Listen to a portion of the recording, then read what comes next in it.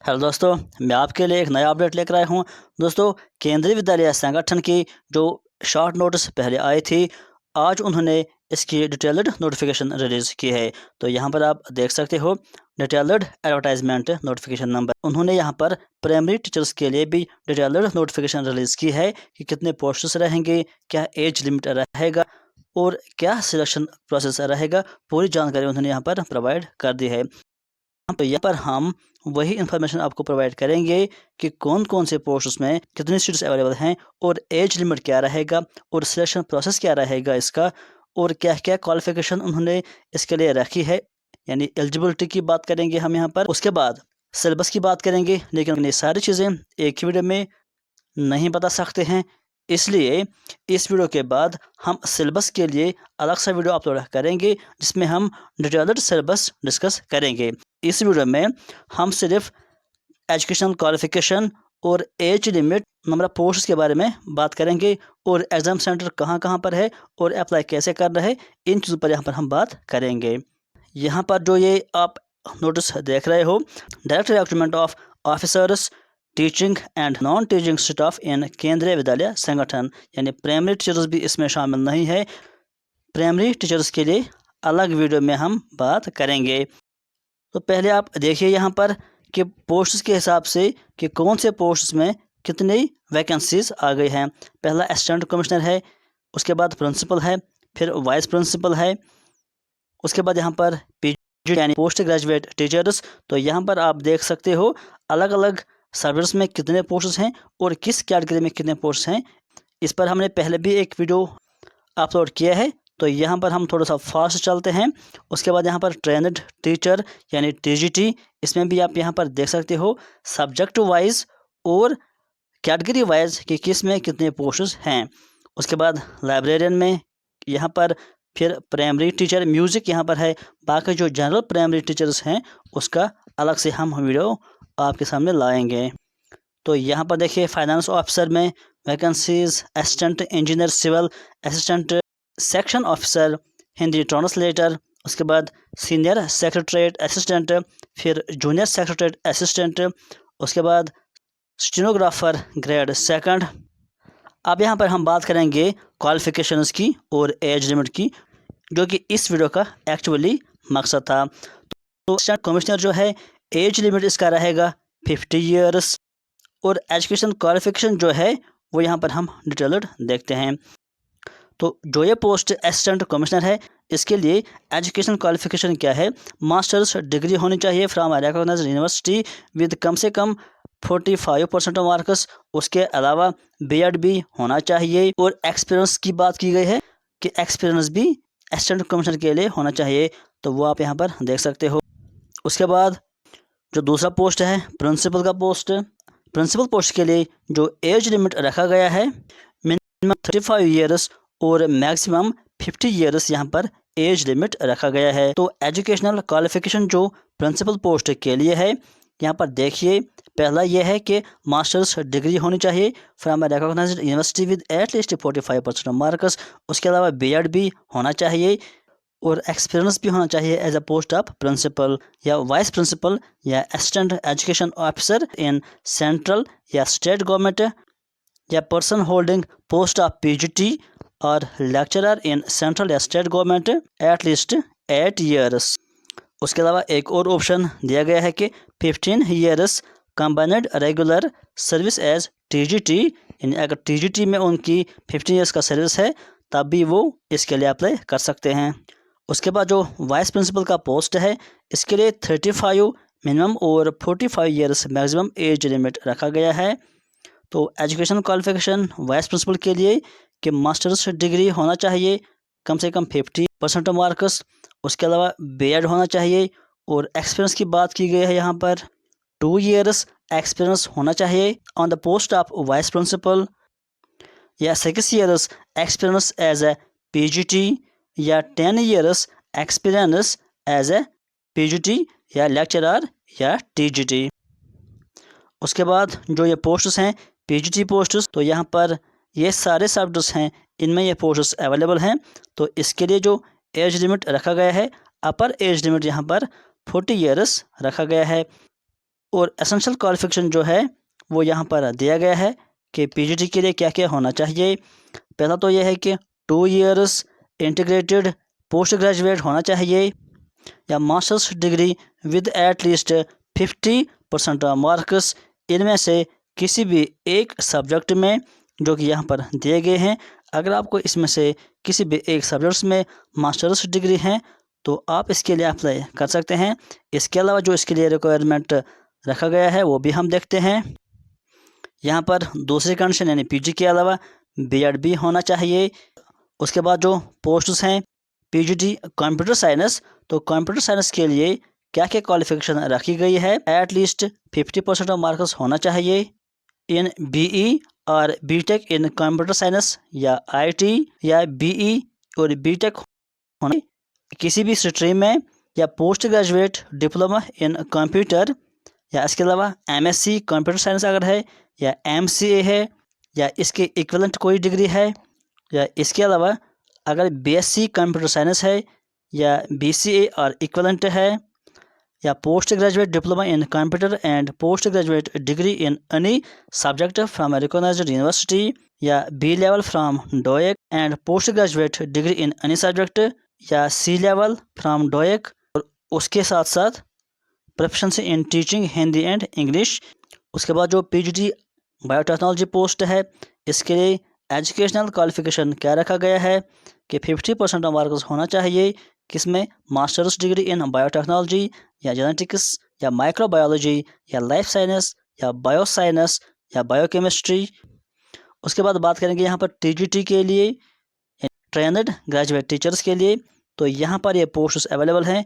इनमें TGT teachers की vacancy है। तो यहाँ पर जो एज लिमिट है अपर एज लिमिट यहाँ पर 35 ईयर्स रखा गया है और education qualification 4 years integrated degree course या इसके अलावा बैचलर्स डिग्री विद 50% मार्क्स इनमें से किसी भी एक सब्जेक्ट्स में या यहाँ पर जो ये सब्जेक्ट्स दिए गए हैं इनमें से ग्रेजुएशन विद 50% मार्क्स होना चाहिए। और उसके अलावा यानी ग्रेजुएशन के अलावा यहाँ पर बीएड अगर है या उसके इक्विवेलेंट डिग्री है और उसके अलावा फिर सीटेट उनका पास होना चाहिए जो कि सीबीएसई कंडक्ट करवाता है। उसके बाद जो पोस्ट है टीजीटी पी&एचई एई एंड डब्ल्यूई इसके लिए जो एज लिमिट है सेम 35 ईयर्स अपर एज लिमिट रखा गया है। तो क्वालिफिकेशन इनके लिए क्या रखा गया है, जो टीजीटी पी&एचई पोस्ट्स हैं bachelors degree in physical education और इक्विवेलेंट होना चाहिए।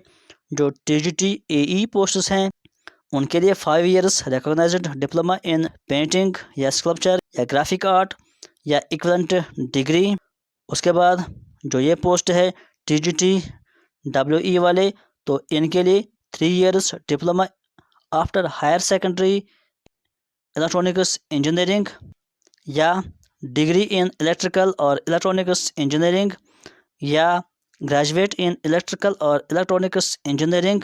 और उसके अलावा working knowledge of Hindi and English और 1 ईयर प्रैक्टिकल एक्सपीरियंस होना चाहिए। उसके बाद जो लाइब्रेरियन पोस्ट है यहाँ पर 35 इयर्स अपर एज लिमिट रखा गया है। एजुकेशन क्वालिफिकेशन यहाँ पर दिया गया है bachelors degree in library science और graduate with 1 year in library science. उसके बाद एक और पोस्ट है प्राइमरी टीचर, लेकिन म्यूज़िक के लिए। बाकी जो जनरल प्राइमरी टीचर्स है उनके लिए अलग वीडियो आएगा। तो यहाँ पर जो है प्राइमरी टीचर म्यूज़िक इनके लिए 30 इयर्स एज लिमिट रखा गया है अपर एज लिमिट। तो क्वालिफिकेशन जो इनके लिए रखी गई है सीनियर सेकेंडरी स्कूल सर्टिफिकेट यानी एसएससी जिसको बोलते हैं विद 50% मार्क्स और इट्स इक्विवेलेंट। और उसके अलावा बैचलर डिग्री इन म्यूज़िक और इक्विवेलेंट। उसके बाद जो पोस्ट है finance officer, maximum age 35 years यहाँ पर रखा गया है।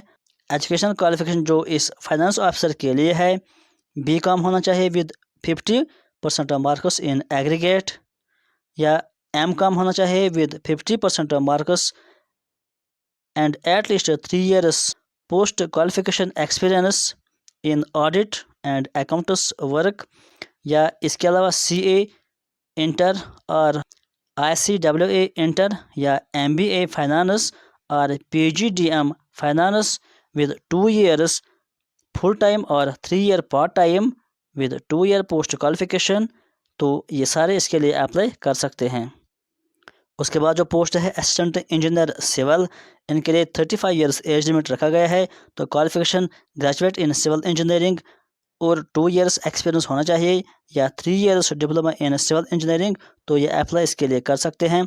उसके बाद जो नेक्स्ट पोस्ट है असिस्टेंट सेक्शन ऑफिसर, इनके लिए जो एज लिमिट है 35 years upper age limit, education qualification graduate with 3 years experience, तो ये अप्लाई कर सकते हैं। उसके बाद जो हिंदी ट्रांसलेटर है, इनके लिए भी 35 years अपर एज लिमिट रखा गया है और एजुकेशन क्वालिफिकेशन यहाँ पर masters degree in Hindi with English as a compulsory और इलेक्टिव सब्जेक्ट, या masters degree in English with Hindi as a compulsory और इलेक्टिव सब्जेक्ट, या masters degree other than Hindi और English with Hindi medium and English medium as a compulsory और elective subject, या masters degree of a recognised university in any other than Hindi और English with English medium and Hindi as a compulsory और elective subject, तो ये apply कर सकते हैं translator के लिए। उसके बाद यहाँ पर भी 2 ऑप्शंस और दी गई है इनके लिए। फिर जो नेक्स्ट पोस्ट है सीनियर सेक्रेटरीट असिस्टेंट, 30 years यहाँ पर उनका मैक्सिमम एज लिमिट दिया गया है। एजुकेशन क्वालिफिकेशन यहाँ पर दिया गया है ग्रेजुएट और एक्सपीरियंस यहाँ पर दिया गया है 3 years एक्सपीरियंस एज LDC इन सेंट्रल या स्टेट गवर्नमेंट। उसके बाद जो पोस्ट है स्टेनोग्राफर ग्रेड सेकंड, 27 यहाँ पर मैक्सिमम एज लिमिट रखा गया है। तो क्वालिफिकेशन यहाँ पर 12th पास और इक्विवेलेंट। उसके अलावा स्किल टेस्ट नॉर्म्स जो हैं वो यहाँ पर दिए गए हैं। यहाँ पर डिक्टेशन जो है 10 MTS @ 80 वर्ड पर मिनट। उसके बाद जो ट्रांसक्रिप्शन है यहाँ पर ये दिया गया है ऑन कंप्यूटर, ये स्किल टेस्ट उनको पास कर देना है। उसके बाद जूनियर सेक्रेटरीट असिस्टेंट जो है 27 मैक्सिमम एज लिमिट रखा गया है और यहाँ पर क्लास 12th पास या उसके इक्विवेलेंट टाइपिंग स्पीड होना चाहिए 35 वर्ड पर मिनट इन इंग्लिश या 30 वर्ड पर minute in Hindi on computer. उसके बाद हम यहाँ पर बात करेंगे एज रिलैक्सेशन की, कि जो हमने यहाँ पर एज क्राइटेरिया के बारे में बात की है, इस पर आपको रिलैक्सेशन दिया जाएगा अगर आप किसी कैटेगरी से बिलोंग करते हो। तो यहाँ पर हम वही कैटेगरी देखेंगे कि कौन सी वाले कैटेगरी के लिए कितना एज रिलैक्सेशन दिया गया है। तो पहला यहाँ पर जो है SC या ST, इनके लिए 5 years एज में रिलैक्सेशन दिया गया है। OBC वाले हैं उनको 3 years का एज रिलैक्सेशन दिया गया है। जो वुमेन है ऑल कैटेगरीज में तो उनको 10 years एज यहाँ पर रिलैक्सेशन दिया गया है। जो KVS एम्प्लॉयज़ हैं उनके लिए कोई भी एज बार नहीं रहेगा। जो 3 साल तक कंटिन्यूसली काम कर रहे हैं KVS में या इसके जैसे इंस्टीट्यूट में, तो उनके लिए 5 years अगर वो जनरल हैं, 8 years अगर वो OBC हैं और 10 years अगर वो SC या ST से बिलोंग करते हैं। उसके अलावा जो person ordinarily domiciled in state of J&K during 80 to 89 के हैं, उनको 5 years एज रिलैक्सेशन दिया गया है। पर्सन विद डिसेबिलिटीज़, उसमें SC ST वालों को 15 years, OBC वालों को 13 years, जनरल वालों को 10 years का एज रिलैक्सेशन यहाँ पर दिया गया है। उसके बाद एक्स सर्विसमैन के लिए यहाँ पर एज रिलैक्सेशन दिया गया है। उसके बाद यहाँ पर एक और इम्पोर्टेंट पॉइंट ये भी है कि जो ये कट ऑफ क्राइटेरिया दिया गया है, चाहे वो क्वालिफिकेशन दिया गया है चाहे वो एज के लिए दिया गया है, ये कंसिडर किया जाएगा अकॉर्डिंग टू 26 दिसंबर 2022, यानी जो फर्म का लास्ट डेट है उस डेट तक ये एज भी कैलकुलेट किया जाएगा। उसी डेट पर एजुकेशन क्वालिफिकेशन भी होनी चाहिए जो जिस पोस्ट के लिए अप्लाई कर रहा है। एक और इम्पोर्टेंट पॉइंट ये भी है कि in case of candidate applying for the post of TGT English, Hindi, Sanskrit, math, science and social science, a valid stated certificate issued by CBSE on or before the last date of application is an essential eligibility criteria। यानी जो TGT के लिए apply कर रहे हैं उनके लिए CTET certificate होना ज़रूरी है, जो कि फॉर्म का लास्ट डेट है यानी 26 दिसंबर। यानी इसका यह मतलब है कि अगर कोई अपियरिंग है अभी पास नहीं किया है तो वो इसके लिए अप्लाई नहीं कर सकता है, जो कि टीजीटी पोस्ट्स हैं यहाँ पर। तो मोड ऑफ सिलेक्शन की बात करेंगे, यहाँ पर लिखा गया है कि सिलेक्शन रहेगा on the base of written test, यानी आपको रिटन टेस्ट देना होगा हर एक पोस्ट के लिए। जो भी यहाँ पर एडवर्टाइजमेंट हो गई है तो उनके लिए जो सिलेबस है उसके बारे में हम अलग से बात करेंगे, जो इस वीडियो के बाद नेक्स्ट वीडियो आएगा तो वहाँ पर हम हर एक पोस्ट के लिए डिटेल्ड सिलेबस की बात करेंगे। तो एग्ज़ाम के बाद आपको इंटरव्यू भी देना होगा। तो एग्ज़ाम में जो भी मार्क्स आएंगे और इंटरव्यू में दोनों को मिलाकर लास्ट में सिलेक्शन लिस्ट बन जाएगा। उसके बाद ये आपको पता है कि ये एग्ज़ाम जो होगा सीबीटी बेस्ड होगा, यानी ऑनलाइन एग्ज़ाम होगा। तो एग्जामिनेशन जो सेंटर्स हैं वो यहाँ पर दिए गए हैं, आप इनको भी एक बार देख सकते हो। यहाँ से स्टेटस दिए गए हैं और यहाँ से टेस्ट सिटी दिया गया है, यहाँ से टेस्ट स्टेट और यहाँ से टेस्ट सिटी। यहाँ पर भी आप देख रहे हो टेस्ट स्टेट और टेस्ट सिटीज़। हम यहाँ पर पेज स्क्रॉल कर रहे हैं, आप इसको देख सकते हो। हर एक सिटी जो भी है ऑल ओवर इंडिया वहाँ पर ये एग्जामिनेशन सेंटर्स रहेंगे।